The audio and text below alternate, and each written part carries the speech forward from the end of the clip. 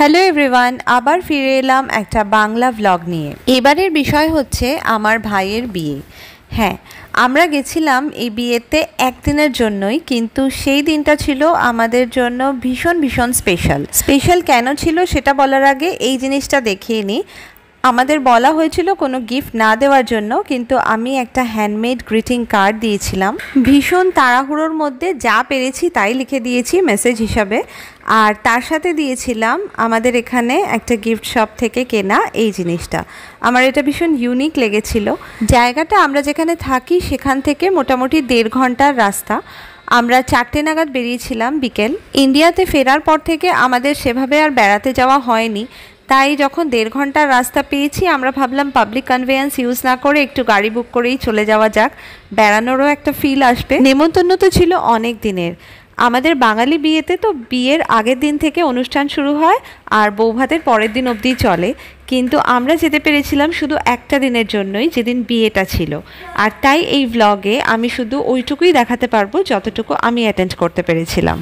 অনেক দিন পর আবার এতগুলো গাছ আর ফাঁকা মাঠ, খুব ভালো লাগছিল। যার বিয়েতে যাচ্ছিলাম সে আমার পিসির ছেলে হয়। লাস্ট ইয়ার যখন আমার কাকার মেয়ের বিয়ে হয় আমার খুব আসার ইচ্ছে ছিল, কিন্তু তার কিছুদিন আগে আমি ঘুরে গেছিলাম অন্য একটা কারণে ইন্ডিয়া থেকে, তাই আর আসা হয়নি। অনেক দিন পর সবার সাথে দেখা হলো, সেই জন্যই আমি প্রথমেই বললাম এই দিনটা আমার জন্য ভীষণ স্পেশাল ছিল। গত 2 বছর তো আমি ইন্ডিয়ার বাইরেই ছিলাম, কিন্তু তার আগেও যখন এখানে ছিলাম তখনও সবার ব্যস্ততার কারণে রেগুলার মিটিং সেরকম একটা হতো না। কোনো অনুষ্ঠান থাকলে তবেই দেখা সাক্ষাৎ হতো, আর তাই আমরা সবসময় কোনো না কোনো অনুষ্ঠানের অপেক্ষায় থাকতাম। যেহেতু অনেক দিন পর সবার সাথে দেখা হচ্ছে, সেই জন্য আমার প্রথম থেকে ইচ্ছে ছিল এটাকে একটা ভিডিও করে রাখার, যাতে আমি এই মোমেন্টসগুলোকে পরে চেরিশ করতে পারি। কিন্তু ওখানে গিয়ে এমন অবস্থা হলো যে সবার সাথে গল্প করতে এত বিজি হয়ে গেলাম, সেরকম একটা ভিডিও আমি করতে পারিনি। বিয়ের অনুষ্ঠানটা যেই বাড়িতে হওয়ার কথা ছিল সেই বাড়িতে যাওয়ার আগে আমরা পিসির বাড়িতে আগে চলে গেছিলাম, আর সেই বাড়িটা এরকম সুন্দরভাবে সাজানো ছিল। সামনের দিকটা তো আমি ফটো তুলতে পারিনি, যথারীতি ভুলে গেছিলাম, কিন্তু ভেতরটাও বেশ সুন্দর সাজানো গোছানো ছিল ফুলের মালা দিয়ে।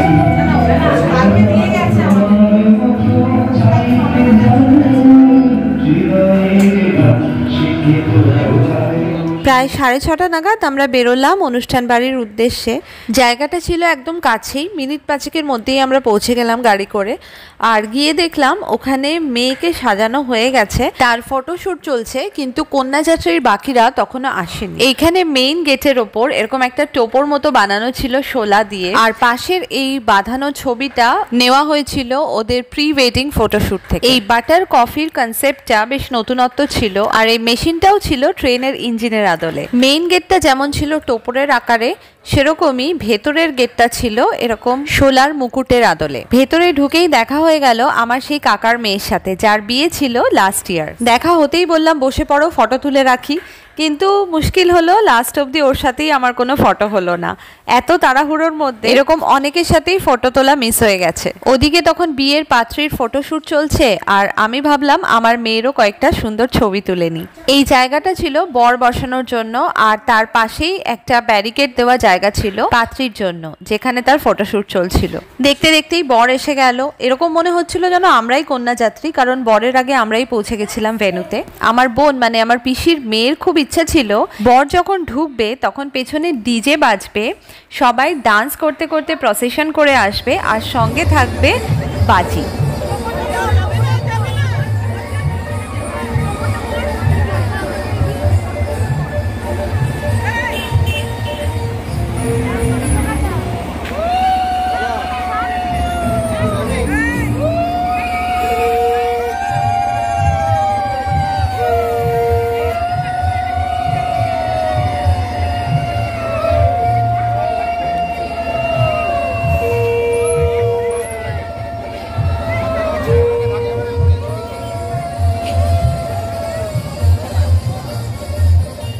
নাচ গান তো সবই হলো, কিন্তু বাজি ফাটানোর জন্য রোডটা একটু ফাঁকা হওয়ার অপেক্ষা করতেই হতো। বরণ হওয়ার পরেই তাই জন্য বাজি শুরু হয়ে গেল।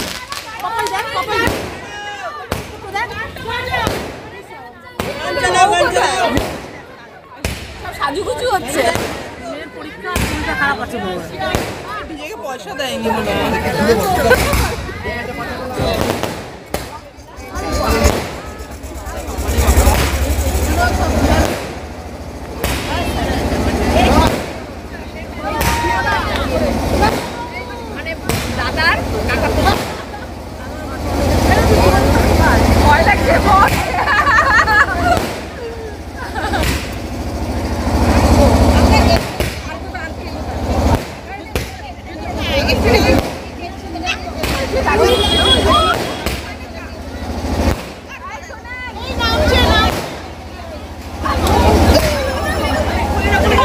এর মাঝেই হঠাৎ করে বরকে কোলে তুলে নিয়ে চলে গেল কন্যাপক্ষ, আর বরযাত্রী মেতে উঠল আবার নাচে।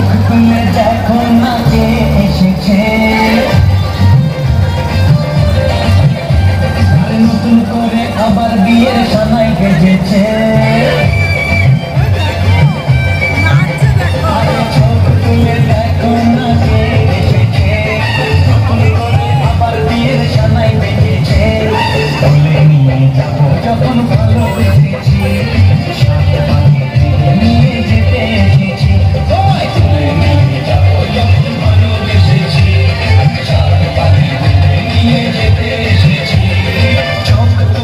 ফটোগ্রাফার তো ফটো ভিডিও নিচ্ছিলই, কিন্তু আমিও ভাবলাম আমার পার্সোনাল কালেকশনের জন্য কিছু ভিডিও তুলে নিই আর কিছু ফটো ক্লিক করে নিই।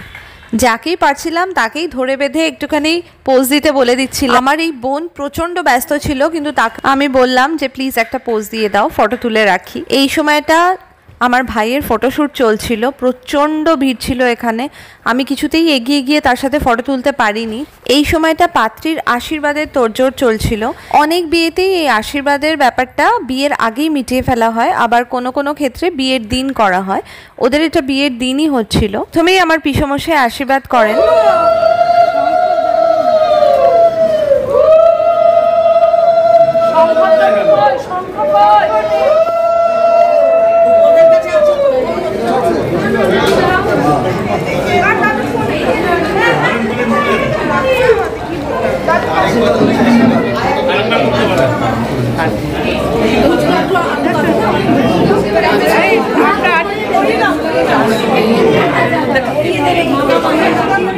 আমাদের যেহেতু ফেরার তাড়া ছিল, আমরা এই আশীর্বাদের পরপরেই খেতে বসে যাই।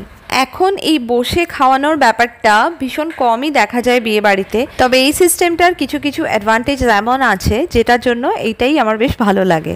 আমার মায়েদের এত তাড়াতাড়ি ফেরার প্ল্যান ছিল না আমাদের মতন, তাও আমাদের সঙ্গ দেওয়ার জন্য ওরাও খেতে বসে গেছিলো আমাদের সাথে। খাওয়াটা তো উপলক্ষ ছিল, অনেক দিন পর আবার একসাথে বসে একটু গল্প করার এটাই সময় ছিল, কারণ এরপরে সবাই আবার যে যার মতো ব্যস্ত হয়ে গেছিল বিয়ের অনুষ্ঠানে। খাওয়ার পরেই দেখলাম পাত্রকে নিয়ে আসা হয়েছে ড্রেস চেঞ্জ করিয়ে মালা বদলের জন্য।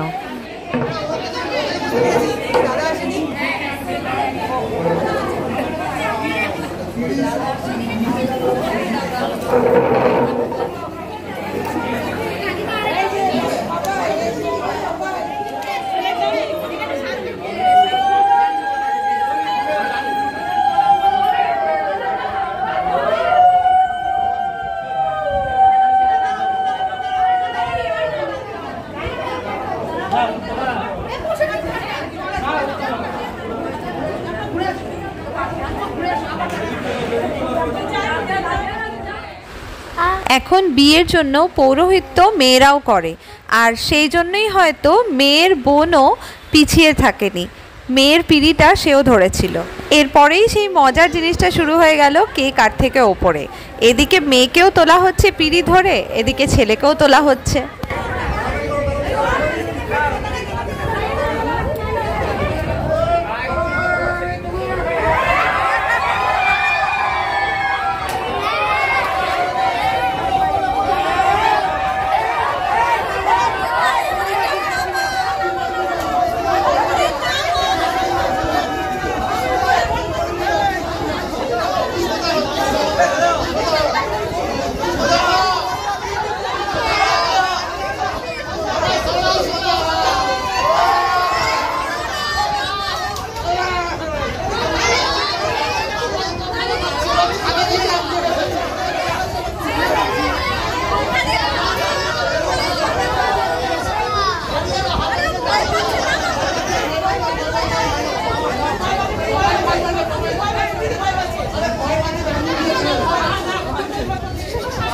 এরপরেই আমরাও ওখান থেকে বেরিয়ে পড়ি। আর ভিডিও আমার কাছে নেই, অন্যের কাছ থেকে কিছু কিছু কালেক্ট করেছিলাম, কিন্তু সেগুলো আর এই ব্লগে ইউজ করলাম না। কিছু কিছু সিঙ্গেল ফটো তুলেছিলাম অনেকের সাথে, কিন্তু এমন অনেকেই ছিল যার সাথে ফটো তোলা হয়নি, আগেই বলেছি।